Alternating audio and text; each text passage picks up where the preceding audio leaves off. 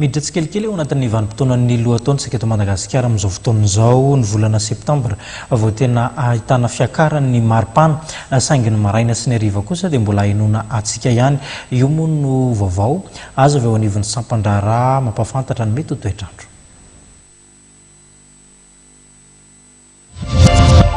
Amin'ny volana Oktobra no hanomboka ny taom-pahavaratra amin'ity taona ity raha ny tombana azo avy amin'ny sampana mpamantatra ny toetrandro. Amin'ny fiafaran'ny lohan-taona izany hoe amin'ny volana io no hanomboka hirotsaka ny orana. Mbola vao miditra tsikelikely amin'ny vanim-potoanan'ny lohan-taona nefa isika amin'izao. Lohan-taona izay voamarika amin'ny fitsirian'ny zava-maniry. Raha tsy tentsika fa tsy ny hoe mamelana ny paiso, manomboka misy bourgeon ny hazo, izany no manamarika ny lohan-taona eto Madagasikara. Ny lohan-taona moa izay mandimby ny ririnina. Amin'ny ankapobeny ny ririnina ny ainatsika teo dia ririnina mando ary tsapan'ny olona fa nangatsiaka kokoa.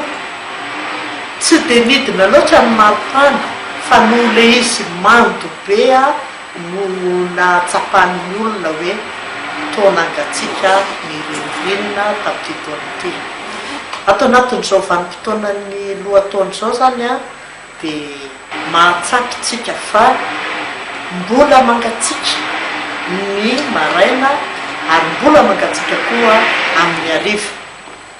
Mila mitandrina zany satria amin'izao fotoana izao no fotoana hitrangan'ny aretina, indrindra ho an'ireo olona izay osaosa. Vokatrizay le maraina sy ny hariva izay. Amin'izao fotoana izao moa no manomboka ny fotoana fanombohana asa, fikarakarana ny tany raha ohatra ka amboly.